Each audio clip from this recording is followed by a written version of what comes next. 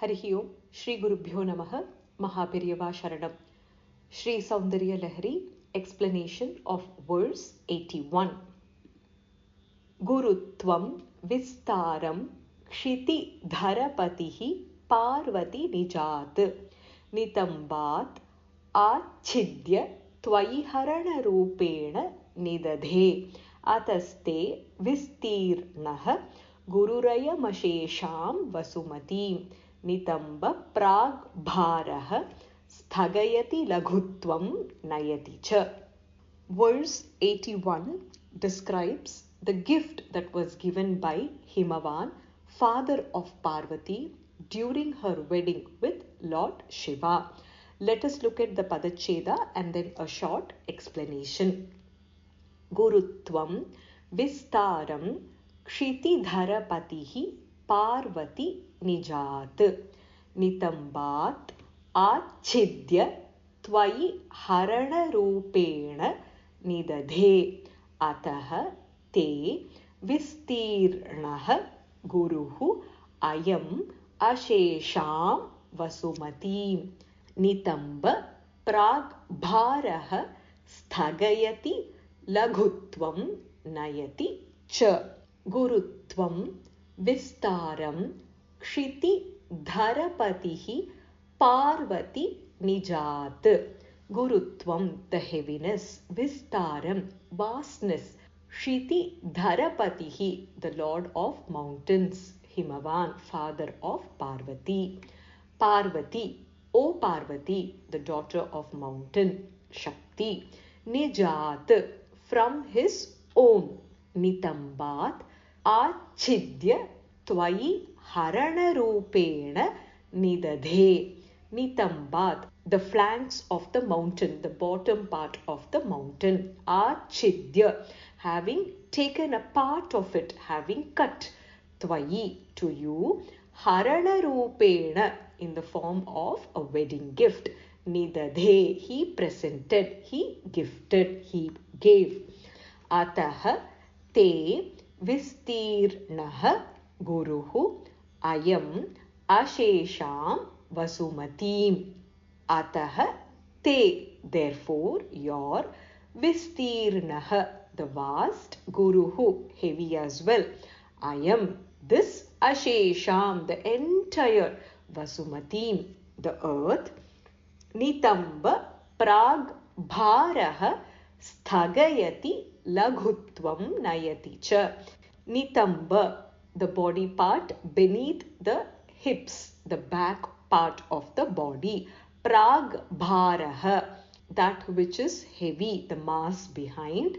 Sthagayati, conceals. Laghutvam nayati cha, and reduces to lightness. O Parvati, the lord of mountains, your father, presented to you in the form of a wedding gift during your wedding with Parameshwara, the heavy and the vast part of the mountain base. And did he give the entire part? No, he just gave a cut from his own flanks. Therefore, your body part, which is vast and heavy, just beneath the hips behind, conceals the entire earth and reduces it to lightness in comparison. O the daughter of mountain, perhaps Himavan, the king of mountains, gave readily as a wedding gift to you the dense and broad part from his bottom, the mountain base, so that your behinds are broad and dense as well, and therefore they hide all of the world and making the world light to experience. This shloka can be chanted to obtain the power to rule the world and also to eliminate the fear of fire. Thus concludes the explanation of verse 81 of Shri Soundarya Lahari. Sarvam Krishnarpanamastu. Harihi Om Tatsat. Mahaperiyava Sharanam. Jai Jai Shankara. Shri Gurubhyo Namaha. Mahaperiyava Sharanam. Shri Soundarya Lahari, explanation of verse 82. Karindranam Shundan Kanaka Kadali Kanda Patalim Ubhabhyam Urubhyam Ubhayamapi Nirjitya Bhavati. सुवृत्ताभ्यां पत्युः Pranati कठिनाभ्यां गिरिसुते विधिज्ञे जानुभ्यां विबुधकरिकुम्भद्वयमसि. Verse 82 describes the thighs of Ambigai. Let us look at the Padacheda and then a short explanation. Karindranam Shundan Kanaka Kadali Kanda Patalim Ubhabhyam Urubhyam Ubhayam Api Nirjitya Bhavati Suvrittabhyam Patyuhu Pranati कठिनाभ्यां गिरिसुते विधिज्ञे जानुभ्यां विबुधकरि कुम्भद्वयम् असि. करीन्द्राणां शुण्डान् कनक कदली काण्ड पटलीं. Karindranam, the elephants, Shundan, the trunks of the elephants, Kanaka Kadali, the golden plantain tree, banana tree, Kanda Patalim, the stalk portion. Ubhabhyam, Urubhyam, Ubhayam api nirjitya bhavati. Ubhabhyam, the both, Urubhyam, the thighs, Ubhayam api, the both, the elephant trunk as well as the stalk of the golden banana or plantain tree. This is a standard of comparison by poetic convention to the thighs of a woman. Nirjitya, having vanquished, bhavati, they remain. Suvrittabhyam patyuhu pranati katinabhyam girisute. Girisute, O the daughter of mountain, Shakti, Parvati. Suvrittabhyam, well-rounded, patyuhu pranati, by offering prostrations to your husband, Parameshwara. Katinabhyam, they become hard. What become hard? Vidhigne janubhyam vibudhakari kumbha dvayam asi. Vidhigne, O the knower of Vedic injunction, janubhyam, your two knees. Vibhudakari, the elephant of Lord Indra, Airavata. Kumbha, the frontal globe on the forehead of Airavata. Dvayam asi, they both indeed exist in this way. O the knower of Vedas, O the daughter of mountain, you exist having vanquished both the trunks of elephants as well as the stalk portion of the golden plantain tree, as both your thighs win both of them. Your two knees, which are well rounded and which have turned hard from prostrations to your husband Lord Shiva, win over the frontal globes on the forehead of the elephant of Indra, Airavata. O the daughter of the mountain, you know everything about the Vedas. Your two thighs have achieved victory over the trunks of elephant as well as the golden pseudo stem of group of banana plants.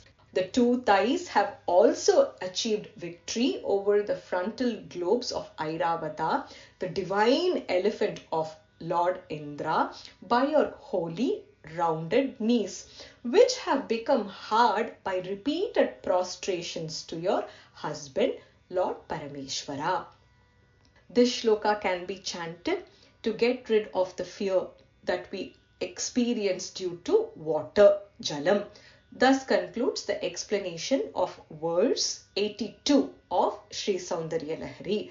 Sarvam Krishnarpanamastu. Harihi Om Tatsat. Mahaperiyava Sharanam. Jai Jai Shankara. Hara Hara Shankara. Harihi Om. Shri Gurubhyo Namaha. Mahaperiyava Sharanam. Sri Soundarya Lahari. Explanation of verse 83. Para Jetum Rudram Dviguna Sharagarbhau Girisute Nishangau Janghe Te Vishama Vishikho Badhama Krita Yadagre Drishyante Dashashara Phalaha Pada Yugali Nakhagra Chadmanaha Sura Makuta Shanaika Nishitaha. Verse 83 explains the feet and the nails of Ambigai. Let us look at the Padacheda and then a short explanation. Parajetum Rudram Dviguna Shara Garbhau Giri Sute Nishangau Janghe Te Vishama Vishikaha Badham Akrita Yat Agre Drishyante Dasha Shara Phalaha Pada Yugali Nakha Agra Chadmanaha Sura Makuta Shanaika Nishitaha Parajetum Rudram Dviguna Shara Garbhau Giri Sute. Giri Sute, O the daughter of mountain, Devi Parvati, Rudram Parajetum, in order to defeat Rudra, Shiva, Dviguna Shara Garbhau, double the usual number of 5 arrows of Manmatha, Shara Garbhau, and arrows within, Nishangau, Janghe Te, Vishama Vishikaha, Badham Akrita. Nishangau, in the quiver where the arrows are placed, Janghe, the 2 shanks, Te, your, Vishama Vishikaha, Cupid, Badham Akrita, assuredly made. O the daughter of mountain, in order to defeat Lord Shiva, Rudra, Cupid assuredly made your 2 shanks into a quiver with double the usual number of arrows within. And what are they? Yat agre drishyante dasha shara phalaha pada yugali. Yat agre, in front of which those shanks, drishyante, are seen. Dasha shara phalaha, the heads of 10 arrows. Pada yugali, of the pair of feet. And on those feet, Nakha Agra Chadmanaha Sura Makuta Shanaika Nishitaha. Nakha Agra Chadmanaha, in the guise of nail tips. Nakha, nail, Agra, the tip, Chadmanaha, in the guise, Sura Makuta, the crowns of Devas, Shanaika, the whetstone, the gems, Nishitaha, are looking sharpened. O the daughter of the mountain, in order to defeat Lord Shiva, Cupid assuredly made your 2 shanks into a quiver with double the usual number of arrows within, in front of which are seen the heads of 10 arrows in the guise of nail tips of the pair of the feet, sharpened on whetstones, Shanaika, of the crowns of Devas, who offer their salutations and prostrations at your feet. O the daughter of the mountain, the 5-arrowed Cupid, in order to win Rudra, your lord, has made your legs into an arrow case with 10 arrows. At the end of the case are your 2 feet, studded with 10 of your so-called nails, which are the 10 steel-tipped arrows sharpened on the crowns of Devas. As Manmatha got burnt off by the flames of Paramashiva's 3rd eye, the Manoshakti of Manmatha sought to avenge his physical destruction by the everlasting Panchabanas, which were used by this deity of love. As various devatas were lined up to touch their respective kritas at the sacred feet of Jagannatha, among these headgears were also Manmathas, whose just sharpened red color nails touched Bhagavati's tender feet and got pricked as though they continue to torment Manmatha's non-existent body, while his mind and soul are tormented yet. Hopefully, Manmatha's secret message is flashed in Ambal's awareness too, rather indirectly, by the nail pricks of the formless Manmatha. The red and still wet Manmatha's chest of arrows, as also his headgear, the crown, thus remind his constant resolve to provoke universal mind to sustain his revenge by provoking the emotions and actions of the beings in Shrishti. This, of course, with the tacit approval of Bhagavati too. The description in this verse states that, O Lalita Devi, hey Ambike, you seem to resemble the long lotus stalk, like smooth and bright leg of yours are comparable to the effective quivers of Manmatha on either side of his mystical shoulders. Apparently, the brightness of the headgears of Indradi Devatas is overshadowed by the sharp quivers carried by his shoulders. There is a poetic expression given by Adi Shankara Bhagavad Padal here between Ambal's feet and Manmatha's quivers. Obviously, Ambal has a soft corner in her kind heart for Manmatha, despite the fact that her own Lord Parameshwara destroyed the physique of Manmatha, who continues to torment the beings within their bodily attractions of lust. Indeed, that is how Shrishti is ever sustained. This shloka can be chanted to win over all kinds of armies. Thus concludes the explanation of verse 83 of Sri Soundarya Lahari. Sarvam Krishnarpanamastu. Harihi Om Tatsat. Mahaperiyava Sharanam. Jai Jai Shankara. Hara Hara Shankara. Harihi Om. Shri Gurubhyo Namaha. Mahaperiyava Sharanam. Sri Soundarya Lahari. Explanation of verse 84. Verse 84 describes something which is very close to everyone's heart. Be it Bhagavan, Bhagavati or Guru, we seek blessings, we hold on to the lotus feet that always is with us and guides us through every step of our life. This verse 84 describes the lotus-like feet of Ambikai. Let us look at the Padacheda and then a short explanation. Shrutinam murdhanah dadhati tava yau shekharataya mama api yetau matah shirasi dayaya dhehi charanau yayoho padyam patah pashupati jatajuta tatini yayoho laksha lakshmihi aruna hari chuda mani ruchihi. Shrutinam murdhanah dadhati tavayau shekarathaya. Shrutinam of the Vedas, that which are heard only by revelation. Murdhanah, the head. Upanishads are the head of Vedas as they ascertain the true meaning of the Vedas. Dadhati are supported, carried. Tava yau, your feet, which shekharataya, as a crown.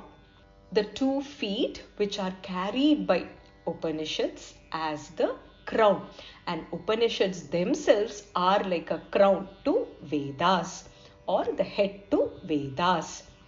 Mama api yetau matah shirasi dayaya dhehi charanau. Mama api, on mine too. Etau, these 2. Matah, O mother. Shirasi, on my head. Dayaya dhehi, place with compassion. What to be placed? Charanau, your 2 feet. Yayoho padyam patah pashupati jatajuta tatini. Yayoho padyam, the water that is used for performing sacred washing of the feet. Patah, water. Pashupati, Pashupati, Lord Shiva. Jatajuta tatini, the river Ganga in his matted hair. The water which is used for offering oblations at the feet, like Padyam, is river Ganga, and Ganga is in the matted hair of Pashupati, Lord Shiva. That river Ganga acts as Padyam for Ambikai's 2 feet. Yayoho Laksha Lakshmihi Aruna Harichuda Maniruchihi, Yayoho, of which Laksha Lakshmihi, the lustre of lac red dye. In Tamil we call it Marudhani. Mehendi, Aruna, that which is red in color. Harichuda Mani, the gem on the crown of Lord Hari, Lord Vishnu, who prostrates or offers his salutations at Devi's feet. Ruchihi bears the same color. O mother, these 2 feet which are supported borne by the Upanishads as a crown, please place them with compassion on my head too. The water which is used for washing is indeed Ganga, present in the matted hair of Pashupati, Lord Shiva, and the lustre of the lac dye, Mehendi, which can be found on your feet, red in color, is the reflection of the gem on the crown of Lord Mahavishnu. O mother, please place your 2 feet out of compassion on my head. Your 2 feet are the ornaments of the head of Vedas, which is Upanishads. The water which washes them is the river Ganga, flowing from the matted hair of Lord Shiva, and the lac paint adorning is the red lustre of the crown of Lord Mahavishnu. Mahaswami of Kanchipuram aptly describes Bhagavad Pada and Bhagavati Pada, explaining the need for grasping and seeking refuge at Ambal's feet and not her other angas, hands or face, much less of her neck.